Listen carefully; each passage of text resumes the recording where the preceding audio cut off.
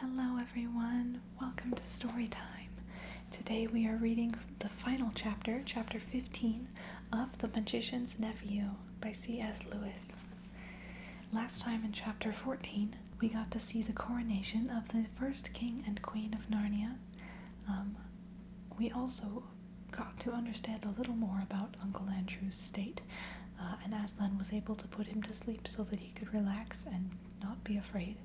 And most importantly, Digory gave Aslan the apple he was commanded to get from the garden, and Aslan had him plant it where it grew into a tree that will protect Narnia, because he took it for the right reasons with a pure heart.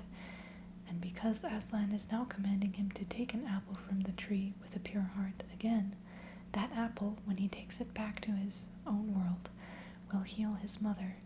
So Digory has just taken the apple from the tree, and that is where we are picking up for our final chapter, chapter 15.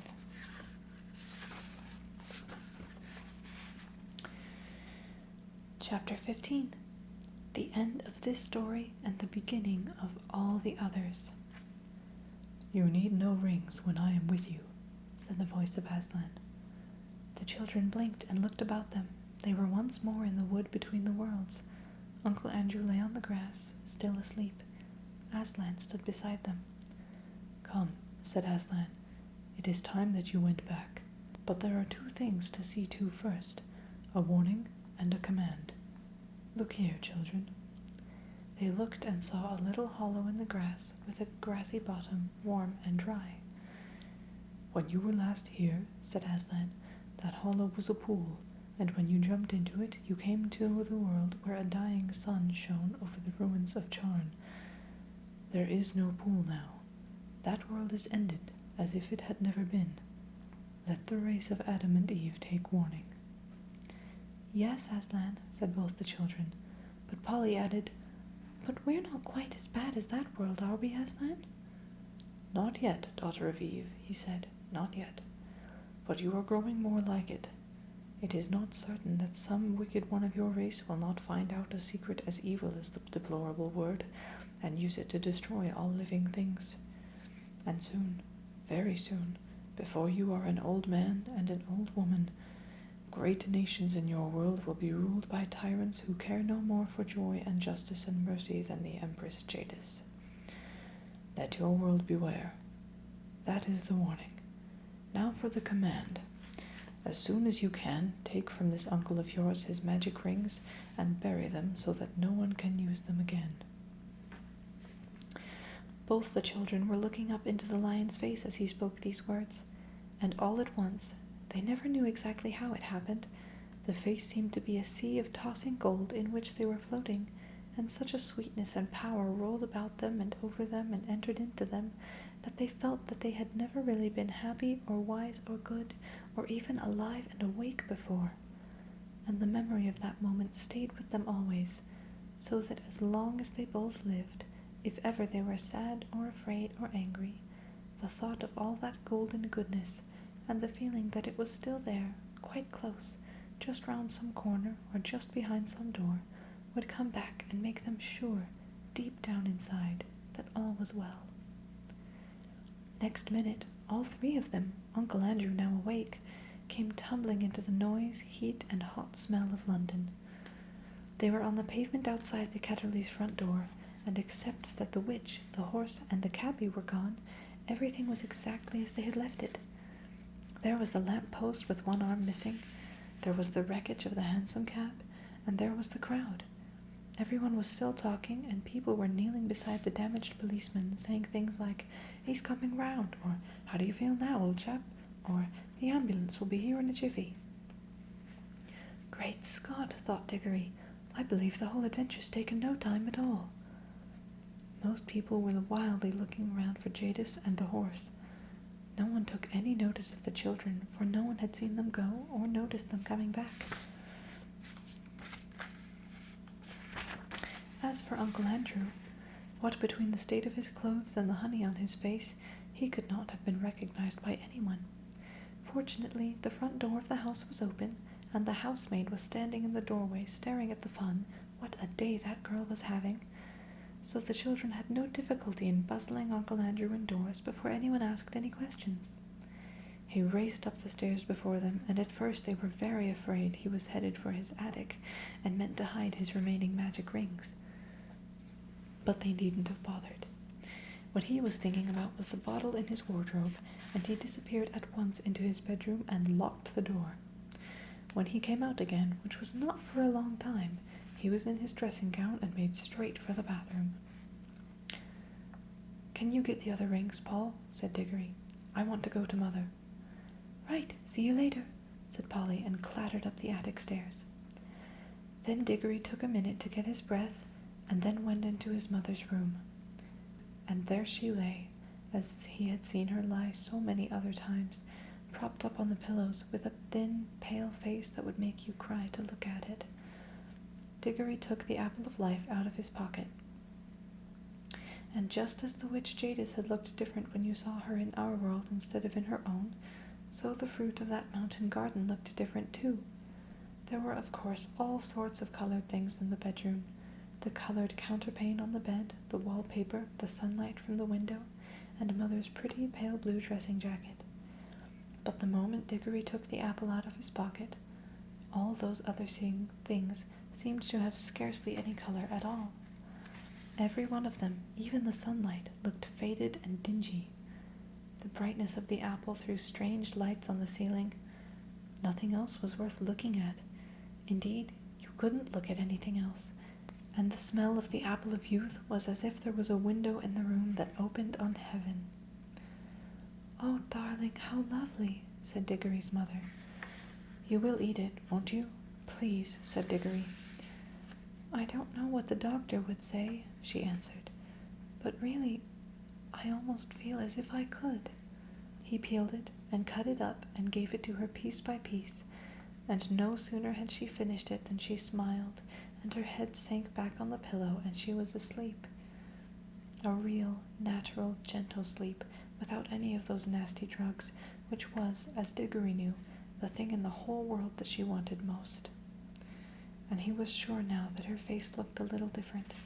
He bent down and kissed her very softly, and stole out of the room with a beating heart, taking the core of the apple with him. Here's a picture of Digory next to his mother in her bed.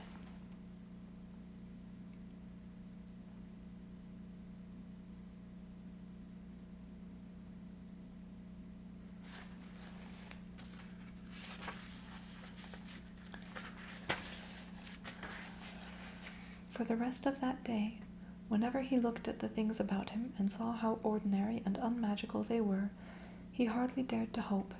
But when he remembered the face of Aslan, he did hope. That evening, he buried the core of the apple in the back garden.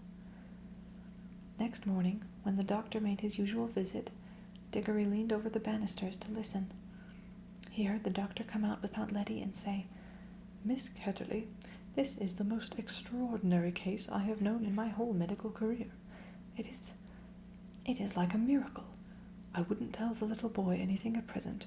We don't want to raise any false hopes, but in my opinion," and then his voice became too low to hear. That afternoon he went down to the garden and whistled their agreed secret signal for Polly. She hadn't been able to get back the day before. "What luck?" said Polly, looking over the wall. "I mean, about your mother." I think it is going to be all right," said Digory. "But if you don't mind, I'd really rather not talk about it yet. What about the rings?" "I've got them all," said Polly. "Look, it's all right. I'm wearing gloves. Let's bury them." "Yes, let's. I've marked the place where I buried the core of the apple yesterday." Then Polly came over the wall, and they went together to the place. But, as it turned out, Digory need not have marked the place. Something was already coming up. It was not growing so that you could see it grow as the new trees had done in Narnia, but it was already well above ground. They got a trowel and buried all the magic rings, including their own ones, in a circle round it. About a week after this, it was quite certain that Digory's mother was getting better.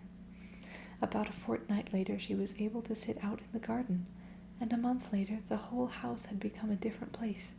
Aunt Letty did everything that Mother liked. Windows were opened, frowsy curtains were drawn back to brighten up the rooms, there were new flowers everywhere, and nicer things to eat, and the old piano was tuned, and Mother took up her singing again, and had such games with Digory and Polly that Aunt Letty would say, "I declare, Mabel, you're the biggest baby of the three." When things go wrong, you'll find they usually go on getting worse for some time. But when things once start going right, they often go on getting better and better. After about 6 weeks of this lovely life, there came a long letter from Father in India which had wonderful news in it. Old great-uncle Kirk had died, and this meant, apparently, that Father was now very rich.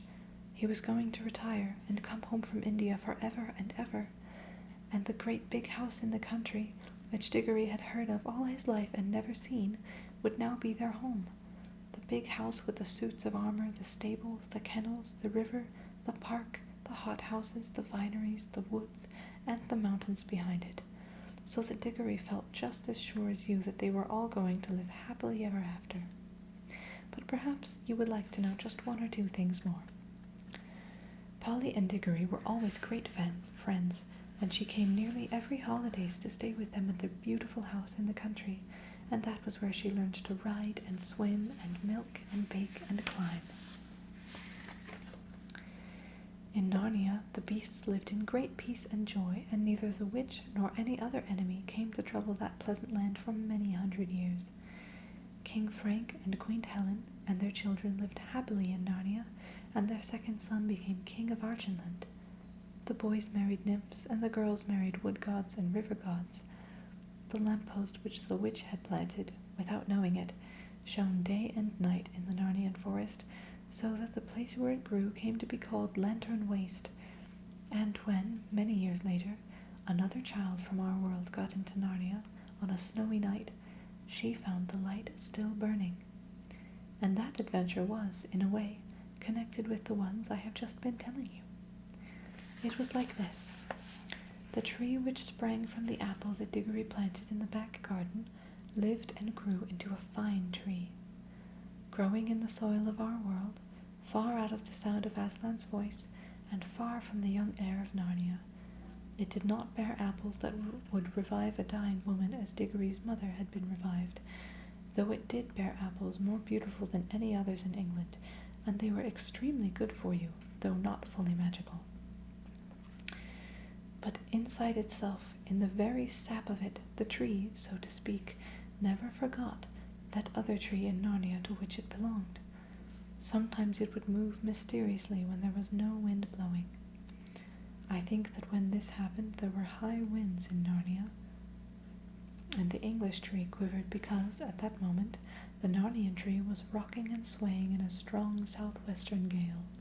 However that might be, it was proved later that there was still magic in its wood, for when Digory was quite middle-aged, and he was a famous learned man, a professor, and a great traveller by that time, and the Ketterleys' old house belonged to him, there was a great storm all over the south of England which blew the tree down. He couldn't bear to have it simply chopped up for firewood, so he had part of the timber made into a wardrobe, which he put in his big house in the country. And though he himself did not discover the magic properties of that wardrobe, someone else did. That was the beginning of all the comings and goings between Narnia and our world, which you can read of in other books. When Digory and his people went to live in the big country house, they took Uncle Andrew to live with them, for Digory's father said, "We must try to keep the poor old fellow out of mischief, and it isn't fair that poor Letty should always have him on her hands." Uncle Andrew had never tried any magic again as long as he lived. He had learned his lesson, and in his old age he became a nicer and less selfish old man than he had ever been before. But he always liked to get visitors alone in the billiard room and tell them stories about a mysterious lady of foreign royalty with whom he had driven about in London. "A devilish temper she had," he would say, "but she was a dim fine woman, sir, a dim fine woman." And that is the end of The Magician's Nephew by C.S. Lewis. I enjoyed that very much, and I hope you all enjoyed it too. Thanks so much for tuning in for Storytime, and I will see you guys Later.